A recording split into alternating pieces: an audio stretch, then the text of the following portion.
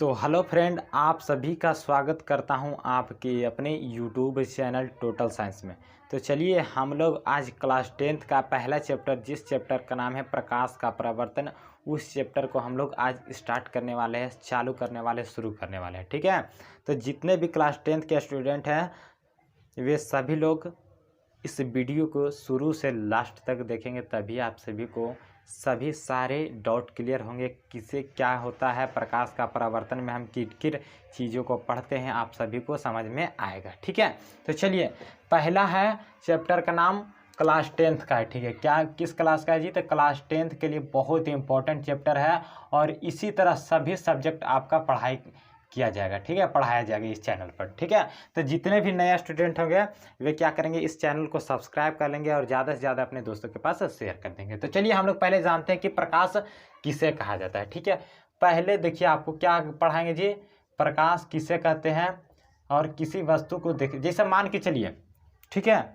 कि मान के चलिए ये आपके सामने मार्कर का एक उदाहरण देते हैं। ठीक है, कि हम इस मार्कर को कैसे हम लोग देख पाते हैं। ठीक है, जैसे इस मार्कर को देखने के लिए हमें क्या क्या चीज़ की आवश्यकता होती है।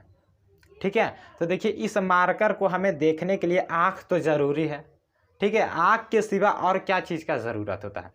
तो याद रखिएगा कि आँख के सिवा आपका क्या चीज़ का जी, तो प्रकाश का होना भी बहुत ही आवश्यक है। क्योंकि अंधार, देखिए अंधेरा में हम लोग क्या होता है, अंधेरा कोई अंधेरा रूम है, ठीक है, उस रूम में आपको अगर ले जाया जाता है और आपको कहा जाता है कि यह कौन सा वस्तु है, तो क्या आप बता पाते हैं? क्या आपको अंधेरा में कुछ दिखाई देता है?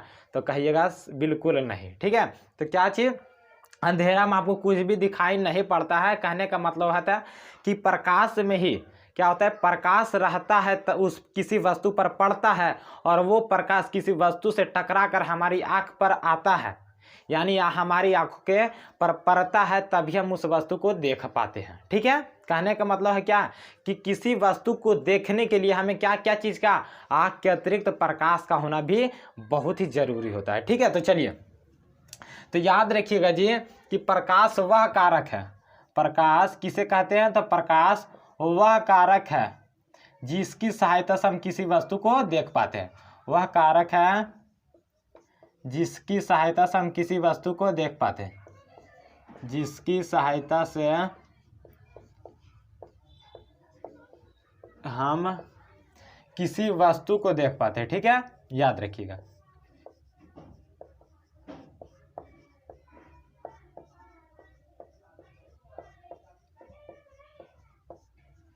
चलिएगा, तो आप लोग को समझ में आ गया होगा कि प्रकाश वह कारक है जिसकी सहायता से हम किसी वस्तु को, अन्य कोई भी चीज़ होगा, जैसे मान के चलिए आपके सामने ये बोर्ड है, ठीक है, तो इस पे जब तक प्रकाश का, सूर्य का प्रकाश नहीं पड़ता है जी, तब तक आप इस वस्तु को, इस ऑब्जेक्ट को नहीं देख पाते। ठीक है, तो याद रखिएगा कि किसी भी वस्तु, दुनिया का कोई भी वस्तु होगा, जब तक उस पर सूर्य का प्रकाश, लाइट, कुछ भी बॉल लाइट जब तक उस वस्तु पर नहीं पड़ेगा तब तक हम उस वस्तु को नहीं देख पाएंगे। ठीक है, तो चलिए अब हम लोग तो प्रकाश समझ गए जी। अब हम लोग जानते हैं कि प्रकाश और उसके स्रोत। ठीक है, तो प्रकाश स्रोत किसे कहा जाता है, प्रकाश स्रोत किसे कहा जाता है?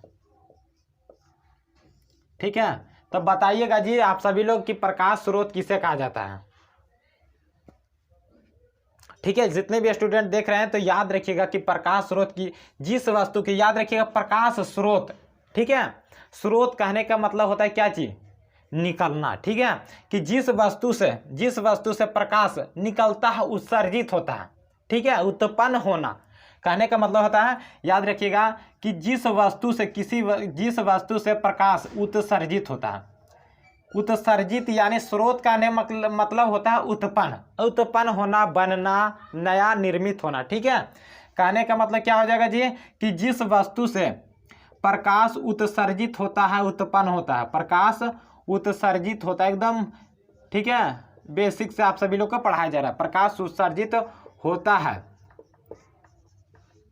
उसे क्या कहा जाता है जी, तो प्रकाश स्रोत कहा जाता है, उसे प्रकाश स्रोत कहा जाता है। याद रखिएगा आप सभी लोग।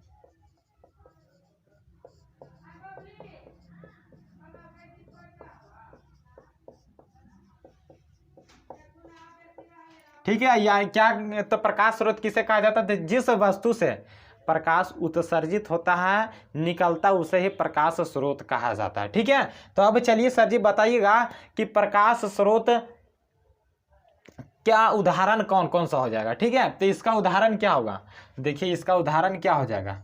उदाहरण में हो जाएगा जिससे प्रकाश निकलता है, यानी सूर्य हो जाएगा, सूर्य का प्रकाश हो जाएगा। ठीक है, और भी बहुत, चंद्रमा, ये सभी क्या हो जाएगा जी, तारे, ये सभी क्या होगा, लालटेन, मोमबत्ती, ट्यूबलाइट, ये सभी क्या हो जाएगा, तो सभी प्रकाश स्रोत का उदाहरण हो जाएगा। ठीक है, सूर्य, तारा, चंद्रमा, ये सभी क्या हो जाएगा, सूर्य, तारा, चंद्रमा, मोमबत्ती, ट्यूबलाइट, ये सभी क्या हो जाएगा, तो सभी प्रकाश स्रोत का उदाहरण हो जाएगा।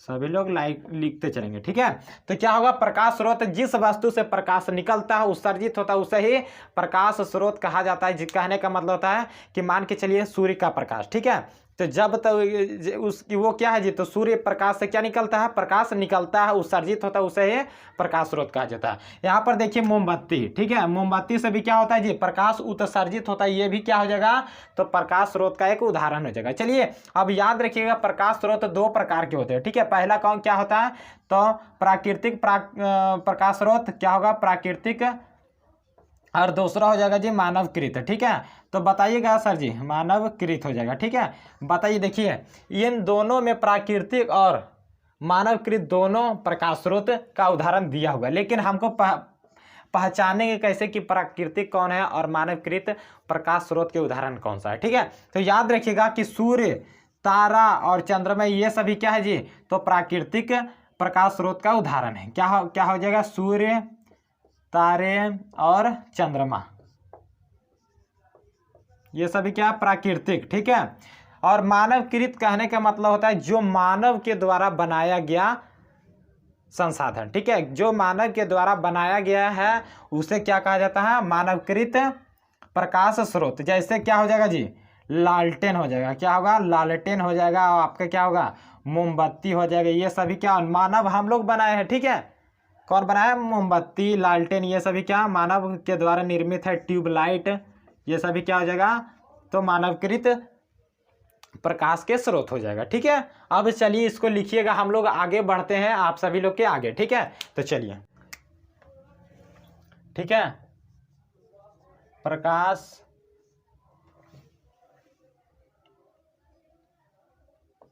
का चाल कितना होता है, प्रकाश का चाल कितना होता है, तो 3 × 10⁸ मीटर प्रति सेकेंड होता है। ठीक है, कि प्रकाश का चाल कितना होता है जी, तो 3 × 10⁸ मीटर प्रति सेकेंड होता है। ठीक है, याद रखिएगा। अब हम लोग चलिए जी जानते हैं कि प्रदीप्त वस्तु और अप्रदीप्त वस्तु किसे कहा जाता है। ठीक है, तो चलिए हम लोग पहले जानते हैं प्रदीप्त वस्तु किसे कहा जाता है, प्रदीप्त वस्तुएं। ठीक है, सभी लोग लिखते चलेंगे। तो देखिए जी, आप सभी लोग को समझिएगा, यहाँ पर प्रदीप्त वस्तु कहने का मतलब होता है कि जिस वस्तु से प्रकाश उत्सर्जित होता है। ठीक है, क्या हो जाएगा, जो वस्तु प्रकाश उत्सर्जित करती है उसे ही प्रदीप्त वस्तु कहा जाता है। ठीक है, तो क्या,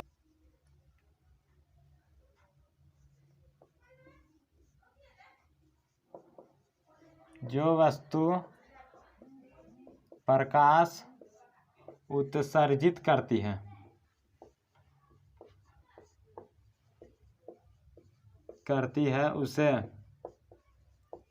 उसे क्या कहा जाता है, तो प्रदीप्त वस्तु, उसे प्रदीप्त वस्तु कहा जाता है।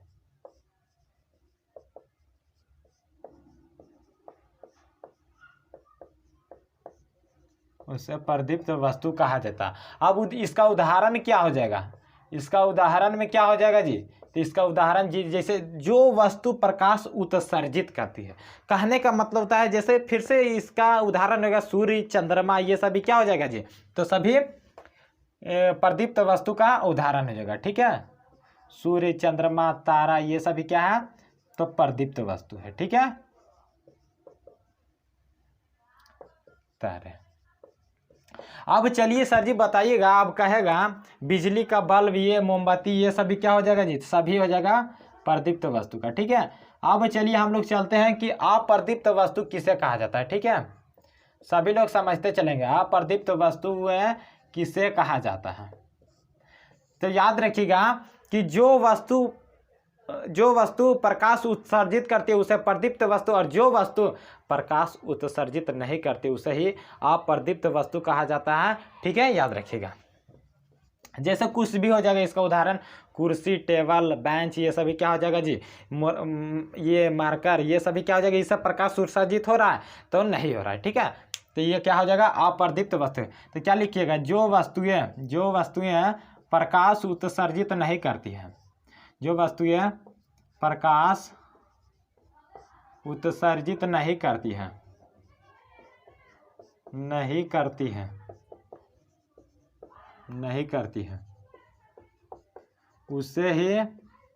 उसे अप्रदीप्त वस्तु कहा जाता है जी, वस्तु कहा जाता है।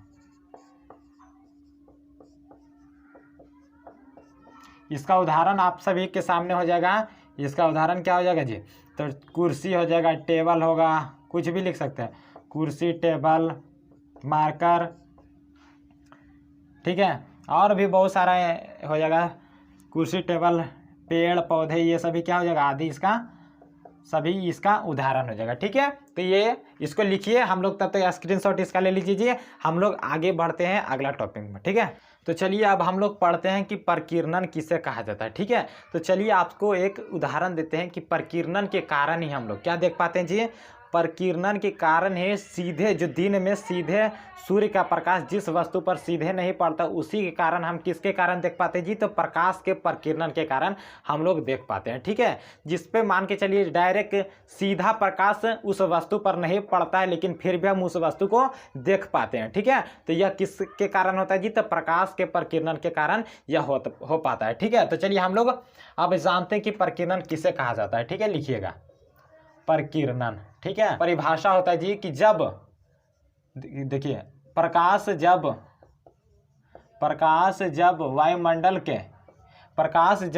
वायुमंडल के सूक्ष्म कण पर, एक बार आपको बता देना चाहते हैं कि प्रकाश जो होता है जी, सूर्य का प्रकाश जब वायुमंडल का जो सूक्ष्म कण, वायुमंडल में बहुत सारे सूक्ष्म कण होते हैं जी। ठीक है, धूल कण होते हैं, सूक्ष्म कण होते हैं और बहुत सारे गैसें होते हैं। ठीक है, तो प्रकाश जब वायुमंडल के सूक्ष्म कण पर पड़ता है तो वे सूक्ष्म कण कुछ ऊर्जा प्रकाश को अवशोषित कर लेते हैं। क्या करते हैं कि कुछ ऊर्जा को, प्रकाश को अवशोषित कर लेते हैं और फिर उस प्रकाश को पूरे वायुमंडल में विकृत कर देते हैं। इस घटना को ही प्रकीर्णन कहा जाता है। ठीक है, तो इस घटना को क्या कहा जाता है, प्रकीर्णन कहा जाता है। और प्रकाश का प्रकीर्णन के कारण ही हम जो सीधे किसी वस्तु पर नहीं पड़ता उस वस्तु को भी हम देख पाते हैं। तो किसके कारण, तो प्रकाश के प्रकीर्णन के कारण है। ठीक है, तो लिखेंगे भी इसका परिभाषा कि प्रकाश जब वायुमंडल के कण पर, वायुमंडल के सूक्ष्म कण पर पड़ते हैं, सूक्ष्म कणों पर पड़ते हैं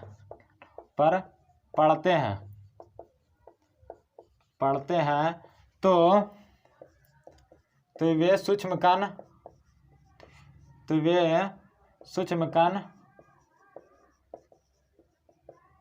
वे सूक्ष्म कण उस पर पड़ने वाले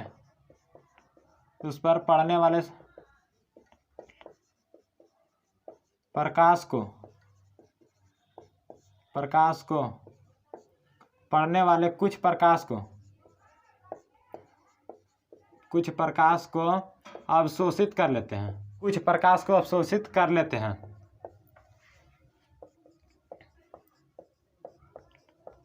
और फिर उसे पूरे वायुमंडल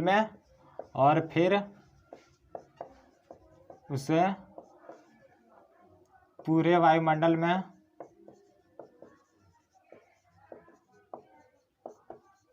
विकृत कर देते हैं, यानी फैला देते हैं।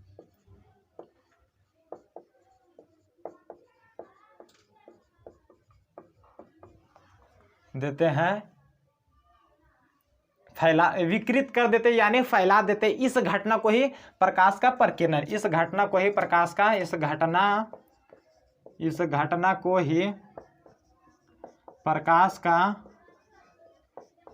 प्रकीर्णन कहा जाता है।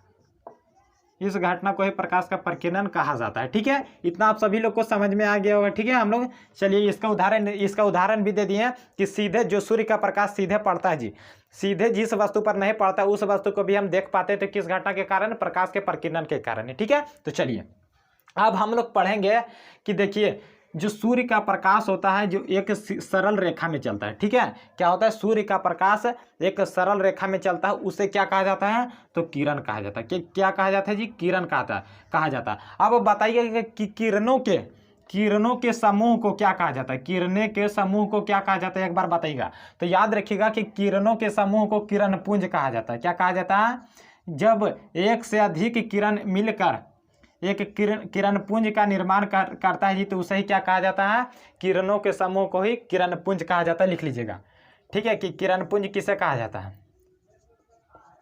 किरण पुंज। ठीक है, लिख लीजिएगा जी, बहुत ही इंपॉर्टेंट है। ठीक है, कि यही सब आप सभी लोग के बोर्ड एग्जाम में पूछता है और हमेशा पूछता है। ठीक है, कि किरण पुंज किरणों के समूह को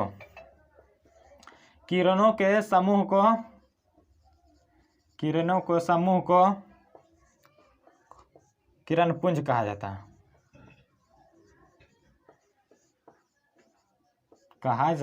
ठीक है, याद रखिएगा।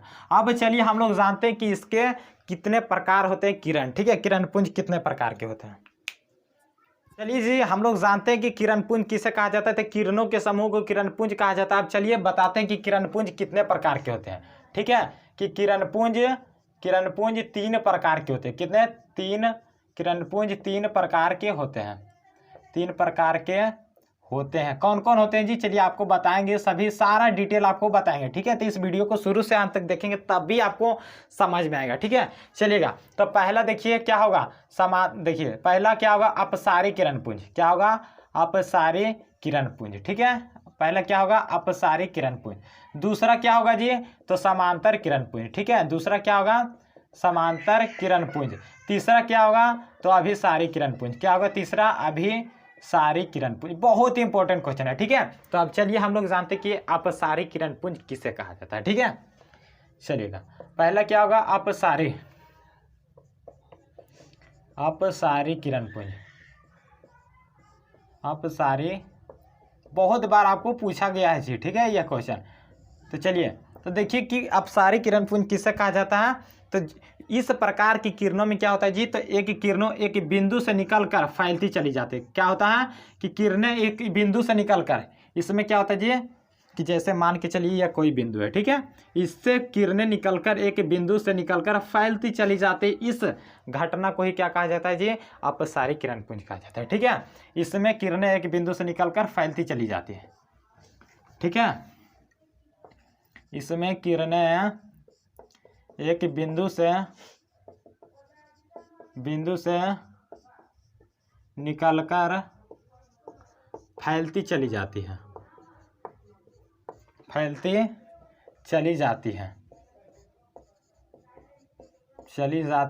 अपसारी किरण पुंज कहलाता है। ठीक है, अपसारी किरण पुंज कहलाता है।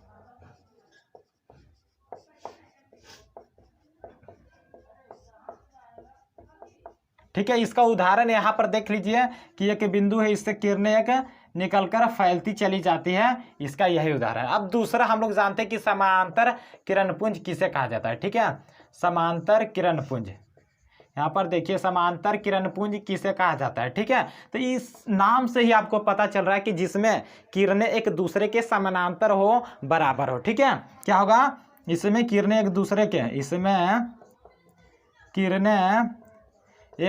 के समानांतर होती है। ठीक है, इसमें किरणें एक दूसरे के क्या होता है जी? समांतर होता है, दूसरे के समानांतर होती है। ठीक है, बस इतना ही। एक और है जी, उसको भी देखिए। इसमें क्या होता है जी? एक किरणें एक दूसरे के समानांतर होता है। ठीक है, याद रखिएगा।